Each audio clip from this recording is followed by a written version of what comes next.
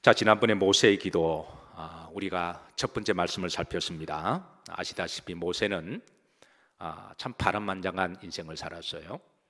광야 같은 여정을 지나면서 소위 숫된 말로 산전, 수전, 공중전, 또 뭐가 있을까요? 사막전까지, 광야전까지 다 겪었던 사람입니다. 여러 번 죽을 고비를 넘겼고요. 여러 번 전쟁을, 우리가 살면서 한 번 전쟁을 겪어도 참 그 인생이 대단한 인생인데, 모세는 여러 번 전쟁을 겪었습니다. 우리가 살아가면서 우리 세대의 전쟁을 한번 겪으신 분들이 계세요. 그런데 전쟁을 한 번도 겪지 않고 살아가는 것이 그게 참 복이죠. 어쨌든 모세는 여러 번 전쟁을 겪었습니다. 광야에서. 그래서 참 파란만장한 인생을 살았습니다. 120살을 살았습니다. 인생의 쓴맛 단맛 다 경험한 사람이고, 그가 이제 마지막 하나님 앞에 기도합니다. 그의 기도는 특별함이 있습니다. 믿음의 사람, 120년을 살았던 사람, 정말 파란만장한 삶을 살았던 그분의 기도는 어떤 기도였을까? 그 내용이 자칫 궁금해지는데요. 성경은 오늘 본문에 우리들에게 모세의 기도를 알려주고 있습니다. 그리고 또한 동시에 우리가 때로는 기도할 때 또 어떻게 뭘 가지고 기도해야 될지 모를 때가 종종 있습니다. 물론 내가 다급하고 힘들 때는 그 다급함과 당장 발등에 떨어진 불 가지고 기도를 하지만, 그러나 그거 빼고 나면 당장 발에 떨어진 불 위에 떼고 나면 어떨 때는 기도 제목을 뭘 해야 될지 갈등하고 기도를 잘하지 못하는 분들이 계시는데요. 근데 이 모세의 기도를 통해서 우리가 모세를 따라 이런 기도 제목 가지고 기도하면 좋겠다라고 하는 영적 레슨을 주기도 해요. 이런 점에 있어서 오늘 우리들의 기도 제목이 모세가 마지막 하나님 앞에 가기 전에 어떻게 보면 임종의 기도라고 말할 수가 있는데요. 모세의 엑기스를 담은 기도입니다. 그 기도가 여러분의 이제 앞으로 살아가시면서 기도 제목들이 되시기를 주의 이름으로 축복합니다. 자, 지난번에 우리는 모세의 세 가지 기도 제목을 살폈습니다. 첫 번째, 하나님께서 우리의 뭐가 되어 주시기를, 거처가 되어 주시기를. 그래서 우리는 살면서 우리의 거처를 위해서 늘 기도해야 된다고 말씀드렸습니다. 성경이 말하는 이 거처는 이제 우리가 살고 있는 우리의 이제 하우스 패밀리, 홈을 이야기를 하고, 또 영적인 하나님의 집을 위해서 기도해야 되고, 그리고 이제 우리가 천국을 위해서 기도해야 됨을 모세는 첫 번째 기도하고, 두 번째는 영원하신 하나님께 기도합니다. 기도할 때 여러분 항상 첫 번째 모든 영광과 찬송을 하나님 홀로 받으시옵소서라고 그렇게 여러분 습관적으로라도 그렇게 기도 시작하시기를 주의 이름으로 권면합니다. 우리가 기도할 때 아무리 급하고 다급해도 그게 찬물에도 순수가 있듯이 하나님 모든 영광을 올려드립니다. 그렇게 먼저 기도하세요. 세 번째는 인생에 돌아가야 할 때가 있음을 그렇게 모세가 기도했습니다. 자, 그리고 오늘은 네 번째입니다. 모세의 총 기도 제목은요, 리스트는 11가지입니다. 제가 오늘 좀 빨리빨리 해서 그 11가지를 다 소개하도록 합니다. 이제 네 번째 기도는 따라서 하십니다. 주에 대한 기도입니다. 7절 보실까요? 7절 압도갑니다. 우리는 주의 노에 소멸되며 주의 분내심에 놀라나이다. 자, 여기에 하나님이 노하심이 나오고 분노하심이 나와요. 사실 하나님은 사랑의 하나님이시고 긍휼과 은혜와 자비의 하나님이신데, 하나님의 노하시고 분내심은 하나님의 기본적인 속성은 아닙니다. 조금 낯설기도 하죠. 근데 하나님은 뭐에 대하여 노하시고 뭐에 대하여 분노하실까요? 그건 바로 죄에 대하여 하나님은 노하시고 분노하십니다. 그래서 모세는 이제 하나님 앞에 인간적인 본질적인 죄에 대해서 하나님 앞에 기도하죠. 아담과 하와가 죄를 범했을 때 하나님은 노하셨어요. 가인이 아벨을 돌로 쳐 죽으실 때 하나님은 노하셨습니다. 노하실 때 사람들이 엄탕한 짓을 하고 항상 악한 짓을 할 때 하나님은 노하셨습니다. 모세는 사람이 그 어떤 엄밀한 죄도 하나님 앞에 감출 수가 없음을 하나님 앞에 기도해요. 8절 보십시다. 주께서 우리의 죄악을 주의 앞에 마시며 놓으시며. 인간의 모든 죄를 감출 수가 없다는 거죠. 그 다음에 구름절입니다. 우리의 어떤 죄를, 엄밀한 죄를 주의 얼굴빛 가운데 마사며 두시사오며. 그러니까 하나님은 우리의 모든 죄, 허물과 실수를 하나님은 다 알고 계신다는 거예요. 아담과 하와가 몰래 선악과를 따먹었을 때 하나님은 몰래 따먹는 그것을 보시고 너가 무슨 짓을 했느냐라고 다시 묻기도 하시죠. 가인이 아무도 사람이 없다고 생각해서 들판에서 은밀하게 돌로 지 동생을 쳐주고 있는데 하나님은 내 동생의 피소리가 내게 들린다라고 하심으로 이제 가인의 죄를 드러내십니다. 그래서 하나님은 모든 것을 다 보고 계시고 알고 계시니까 우리가 살아가면서 알고 짓든 모르고 짓던 죄에 대해서 하나님 앞에 기도를 해야 돼요. 사람들이 모른다고 해서 하나님이 모르는 것도 아니고요. 하나님은 다 알고 계시니까 내가 의도적으로 지은 죄도 회개되지만 내가 모르고 실수한 것까지도 우리 하나님 앞에 우리는 기도할 때 하셔야 돼요.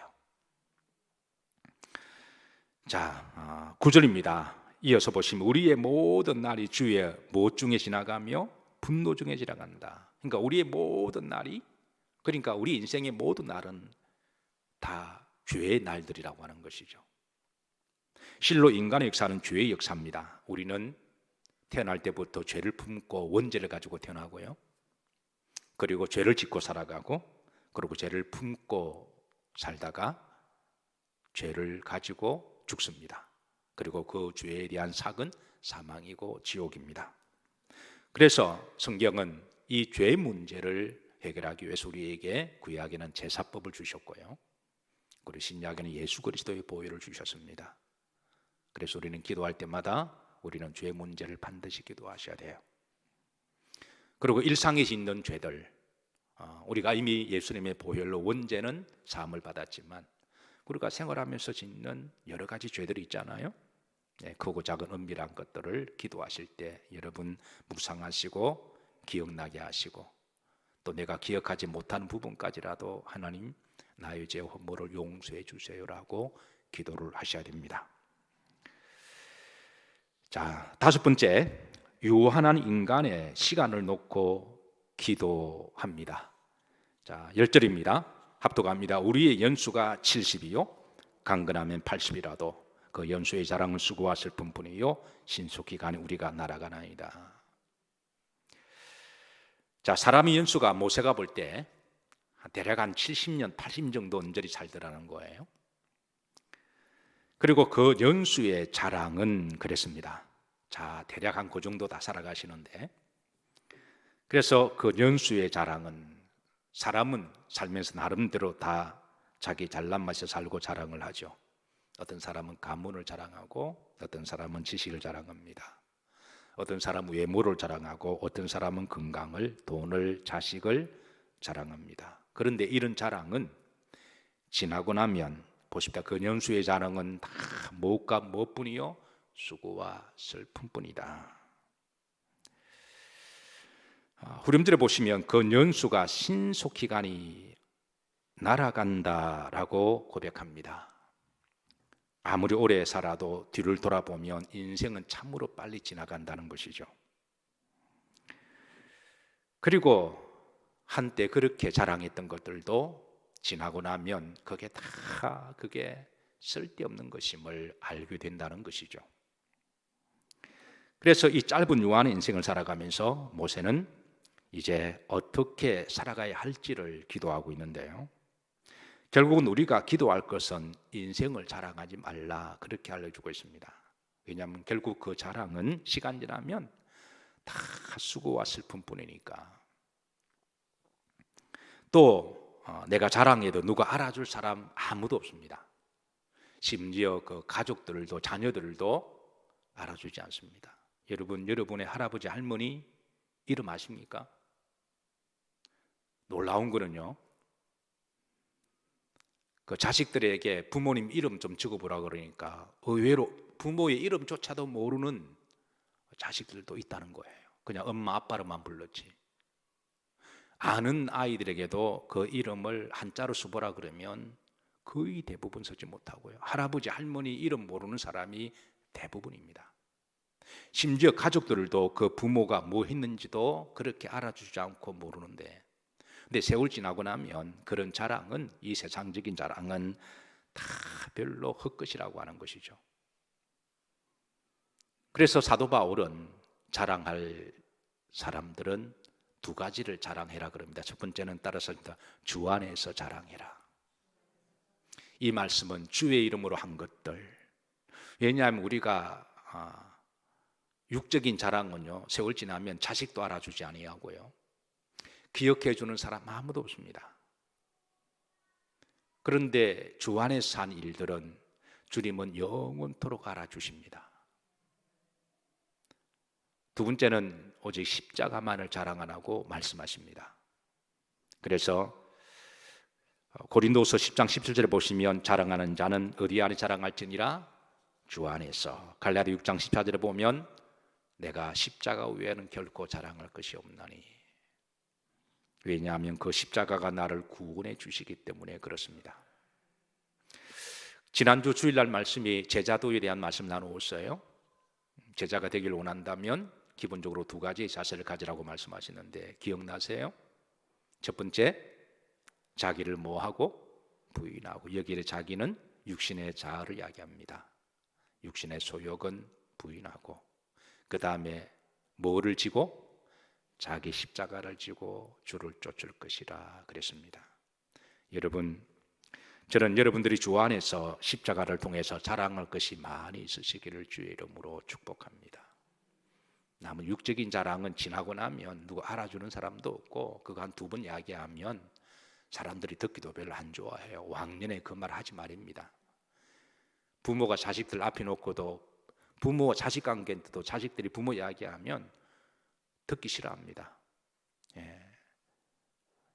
육신의 자랑은 다 수고와 슬픔뿐입니다. 자랑할 것은 주 안에서 하시고, 주님은 주의 이름으로 한 것은 영원토록 기억하시고 위로하시고 상급을 갚아주세요. 모세도 얼만큼 여러분 대단한 삶을 살았나요? 모세도 자랑할 게 얼마나 많이 있었나요? 그런데 그 자랑도 세월 지나니까 하나님 앞에 그게 아무것도 아니라고 하는 것이죠. 그런데 한 가지 흥미로운 것은 모세가 어떤 마음을 가지고 사람 연수가 보편적으로 70이요 또 80이라고 했을까요? 모세는 참고로 몇 살까지 살았나요? 그러니까 일반적인 사람들보다 모세가 이렇게 하나님께 기도하면서 어떤 마음을 품었을까요? 사람의 연수가 그 당시에 대략 한 120 정도라면 모세가 이런 기도를 하면서 아마 당연하게 기도를 했을 거예요. 그런데 자기가 이렇게 가만히 보니까 주변 사람들이 다 70, 80 언저리에서 다 가는 걸 보고 그 사람들보다 반세기를 더 산 거잖아요. 근데 모세는 이렇게 기도할 때마다 모세의 마음은 어떻게 들었을까요? 누구 말 맞다나 모세는 노가리 통빼도 아니고 하나님은 차별하신 하나님도 아니신데 아마 모세는 이 기도를 놓고 아마 심각하게 기도했을 것 같아요. 제 같아도 그렇게 했을 겁니다. 왜 남들보다 반토막을 더 살게 하셨냐는 거예요. 남들은 70, 80 그 언저를 가는데 자기는 40년을 더 살았으니까 70에 따지면 50을 더 산 거거든요. 모세는 이 문제를 놓고 여러분 심각하게 기도하면서 결국 얻은 답이 뭘까요? 바로 따라서 하십니다. 사명입니다. 이거 외에는 답이 없어요. 하나님은 모든 사람들을 다 공의롭게 사랑하십니다. 하나님은 차별하시는 하나님 아니세요. 그런데 하나님께서는 어떤 경우는 어떤 사람에게는 좀 더 건강의 복을 주시고 어떤 사람에게는 좀 더 물질의 복을 주시고 어떤 사람에게는 이 지혜, 공부의 은사를 주십니다. 제가 아는 사람들 중에도 별로 그렇게 노력을 하는데 공부를 잘하는 친구가 있어요. 어떤 사람은 별로 그렇게 노력 안 하는데 돈을 잘 버는 분들이 계십니다. 어떤 사람은 탤런트가 있습니다. 왜 그럴까요? 그건 여러분 답은 하나밖에 없습니다. 따라서 하십니다. 미션입니다. 사명 외에는 답이 없어요. 여러분 사명 붙드시고 기도하시길 주의 이름으로 축복합니다. 그래서 모세도 자기 나이가 한 80 정도 양치고 막대기 들고 이렇게 죽을 인생이라고 생각했는데 40년을 더 산 거잖아요. 80의 불림을 받았으니까. 그는 늘 오늘 내일 했을 거예요. 그런데 하나님이 사명 주셨으니까 사명 붙들고 죽기 살기로 이왕 죽은 거 덤으로 사는 거잖아요. 그러니까 죽기 살기로 하니까 하나님이 40년을 더 살게 하시고, 모세가 양치기 하다가 죽었으면 그렇고 그런 인생인데 마지막 인생을 하나님 이전 영광보다 이 영광을 더 영광스럽게 했으니까 얼마나 위대한 사람 되었냐는 거예요. 여러분, 하나님 안에 늦지 않았습니다. 모세도 80에 시작했으니까 사명 붙들고 기도하시기를 주의 이름으로 축복합니다. 자, 6번째, 심판이 있음을 기도합니다. 11절입니다. 합독합니다. 누가 주의 노여움의 능력을 알며 누가 주의 진노의 두려움을 알리까 두 번 나옵니다. 노여움과 진노, 인생에 대한 심판이라고 하는 것이죠. 히브리서 9장 27절에도 사람이 한 번 죽는 건 정해진 것이고 그 위에는 뭐가 있으리니? 심판이 있으리니. 이것이 바로 종말론적인 신앙인데요. 모세가 사람들이 대략 한 7, 80년 정도 살다가 죽는 것을 보면서 자기도 언젠가는 죽는다는 것을 종말론적으로 받아들이며 살은 거죠. 그러면서 그는 사명 따라 살았고, 살다 보니까 그는 이제 좀 장수하기는 했습니다. 그러나 그는 늘 하나님 앞에 설 것을 기도하며 살았다고 하는 거예요. 살아도 주를 위하여, 죽어도 주를 위하여. 이게 바로 우리 그리스도인들의 종말론적인 신앙이죠. 자, 7번째 모세의 기도 제목입니다. 우리의 날 계수하는 지혜를 달라고 기도합니다. 12절입니다. 합독합니다. 우리에게 우리 날 계수함을 가르치사 지혜로운 마음을 얻게 하소서. 그러니까 지혜로운 마음은 어떤 마음일까요? 다는 몇 개 외우고, 그리고 남들보다 일처리 잘하는 것, 그러고 나서 지옥 가면 가장 어리석은 사람이죠. 그러니까 지혜로운 마음은, 자, 이게 이제 남은 연수를 계산하게 하소서 그랬습니다. 남은 연수를 어떻게 계산하냐? 10절에 보시면 힌트를 줍니다. 제가 여러 번 강조하고 있어서. 그러니까 이제 70, 80 계산해서 대략 70에서 여러분 나이 빼시면 돼요. 그러면 몇 년 남으신가요? 70 빼기 조금 아까우면 80이 할까요? 80도 약간 좀 아리까리하면 89세로 할까요? 여러분의 믿음대로 하시고, 그럼 89으로 합시면 여러분 몇 년 남으셨나요? 모세는 자기 나이를 역산해서, 왜 지혜로운 마음, 기도하죠. 모세가 하나님 앞에, 하나님 지혜로운 마음을 주소서. 내가 남은 연수가 얼마입니까? 근데 모세는 차고 넘친 거예요. 역으로 빼도 마이너스 40이 넘친 거예요. 그러니까 이거는 자연적으로 모세의 기도는, 하나님이 나를 이렇게 더 덤을 주신 거는, 다시 한번 따라 쌌습니다, 사명입니다. 이거 외에는 답이 없어요. 나를 특별히 사랑하신, 하나님은 다른 사람을 안 사랑하시나요? 우리가 그런 식으로 하나님의 사랑을 자꾸 차별화 만드는 거죠. 어쨌든 여러분, 자기 연수가 대략 얼마 정도 남은 걸 알고 살아가는 사람이 지혜로운 사람입니다. 자, 여러분 이제 계산하세요. 70에 뺄 분들은 70에 빼시고, 80에 뺄 분들은 80에 빼시고, 자, 89에 빼실 분들은 89에 빼시고. 자, 이제 대충 좀 계산되셨나요?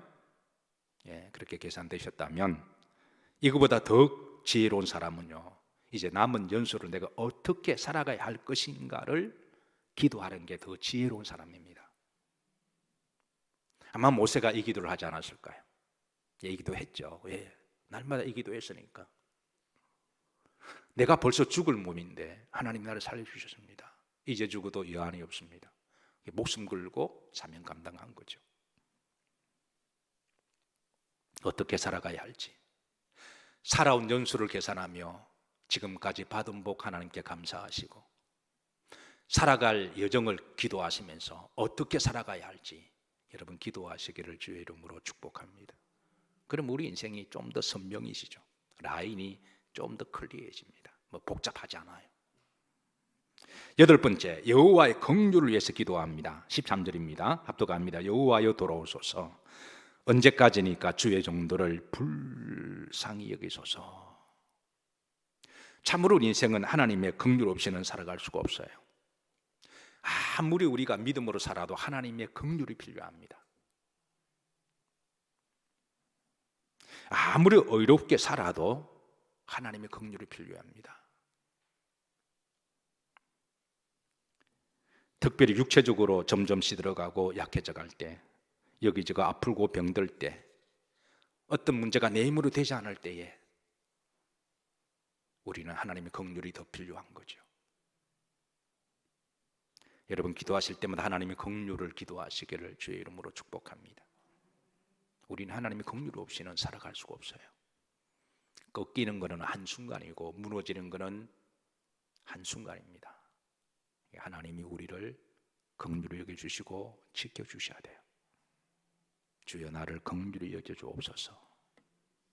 우리 기도 제목이 되어야 됩니다. 아홉 번째, 자 그럼에도 불구하고 즐겁게 기쁘게 또 사는 법도 하나님께 기도합니다. 자 14절입니다. 합독합니다. 아침에 주의 인자하심 우리를 만족하게 하사 우리 일생 동안 즐겁고 기쁘게 하소서. 모세는 하루를 시작함에 있어서 만족하게 살아갈 수 있도록 그리고 즐겁게 기쁘게 살도록 기도하고 있습니다.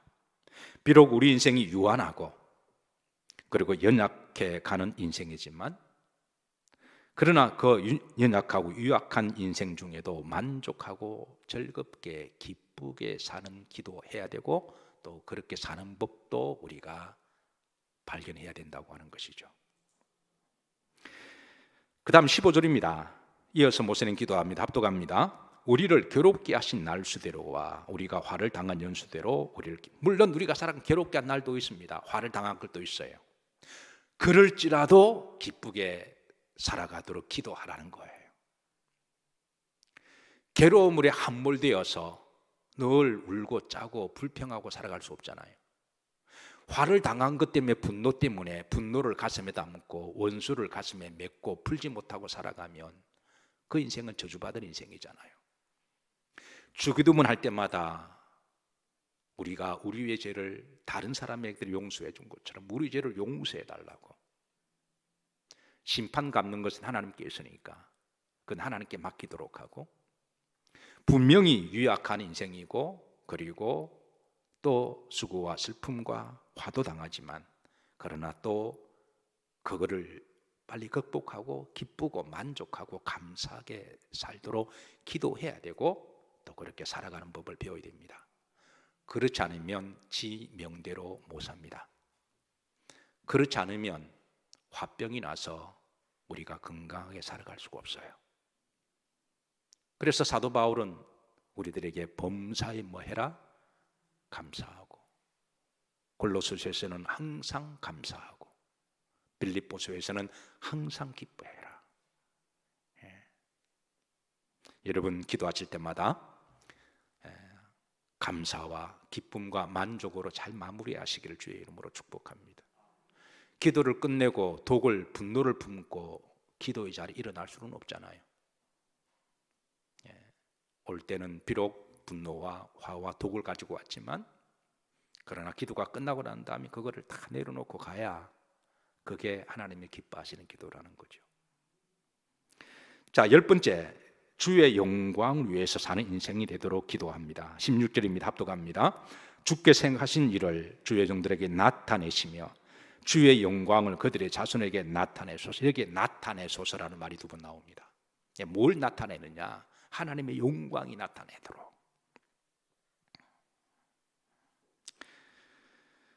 이는 하나님의 영광을 위해서 기도하라고 하는 것이죠. 하나님의 영광을 위해 살아갈 수 있도록. 왜냐하면 인간의 영광은 세월 지나면 다 수고와 슬픔뿐이요 그 자랑은 쓸데없는 거라 그랬잖아요. 이 땅의 계급장은 때가 되면 다 녹이 슬고 다 사람들이 떼갑니다. 그 계급장 때문에 때로는 화를 그렇게 해코지를 하기도 해요. 근데 하나님의 영광 위한 영광은 하나님 영광 받으시고 영원토록 하나님이 상급을 예비하십니다. 여러분 기도하실 때마다 주기도문의 처음과 마지막이 하나님의 영광을 위한 기도잖아요. 하늘에 계신 우리 아버지 모든 영광을 받으시고 마지막에 주의 나라와 권세와 영광이 아버지께 있나이다. 마지막 11번째 기도입니다. 우리의 손이 행한 일이 견고하도록 기도합니다. 17절 압독합니다. 주 우리 하나님의 은총을 우리에게 내리게 하사 우리의 손이 행한 일을 우리에게 견고하게 하소서. 우리의 손이 행한 일을 견고하게 하소서. 여기에 우리의 손이 행한 일을 견고하게 달라는 말을 2번이나 반복해서 기도합니다. 여기에 견고라고 하는 것은 확고하게 다져지고 그 위에 번영해서 열매를 맺는 것을 이야기를 해요. 자, 첫 번째, 우리의 손이 행한 일을 우리에게 견고하게 하소서. 이 기도는요, 우리가 이 땅에 살면서 주의 영광을 위하여 믿음으로 헌신하고 수고한 것들을 우리가 믿음으로 잘 뿌려놨으면 우리가 죽고 난 다음에 모든 것이 다 믿음을 행한 것들이 사라지고 없어지는 게 아니라 그 다음 세대에 그게 견고하게 다져져서 다음 세대의 열매를 맺기를 바라는 기도입니다. 이 한국 교회로 말하면 이런 거예요. 우리 신앙의 선배들이 다음 세대를 위해서 열심히 기도하고 헌신하고 봉사했습니다. 이제 그새 1세대들은 이제는 점점 이제 사라져가는 시대가 되고, 근데 그분들이 이제 돌아가시고 난 다음에 그분들이 뿌렸던 기도와 눈물과 헌신이 그 다음 세대에 열매 맺지 못하고 다 사라지게 되면 이제 북한이 되는 거예요. 북한의 신앙이 1세대들이 얼마나 많이 기도와 헌신했나요? 그런데 그 다음 세대가 그걸 이어받지 못하니까 공산주의가 나타나니까 북한이 완전히 지금 저렇게 돼버린 거잖아요. 근데 참으로 우리 남한은 감사하게도 그 다음 세대가 신앙을 물려받았습니다. 얼마나 복받은 거예요. 그리고 이제 우리의 세대가 헌신하고 기도하고 신앙의 좋은 전통을 우리가 다음 세대에 이것이 견고하도록 기도해야 되고 신앙의 본을 보여줘야 되고 영역을 이어가도록 해줘야 될 사명이 있다라는 거예요. 만약에 우리 세대에 우리가 주님을 믿고 우리의 자녀들이 하나님을 믿지 않고 세상의 자식이 되고 당자가 된다면, 신앙의 대가 그 집안에 끊어진다면, 우리나라 교회나 우리나라 기독교가 다음 세대에 그렇게 사라진다면 그건 있을 수가 없는 이야기죠. 그래서 우리는 기도할 때 다음 세대를 위해서 기도하셔야 됩니다. 여러분들의 세대보다도 여러분들의 자녀들이 더 주님을 잘 믿을 수 있도록 우리의 손이 행한 일이 그 견고함이 다음 세대에 있게 해 주시기를 여러분 기도하셔야 돼요. 두 번째, 우리의 손이 행한 일을 견고하게 하소서. 이 견고함은 바로 하늘나라에서 견고함입니다.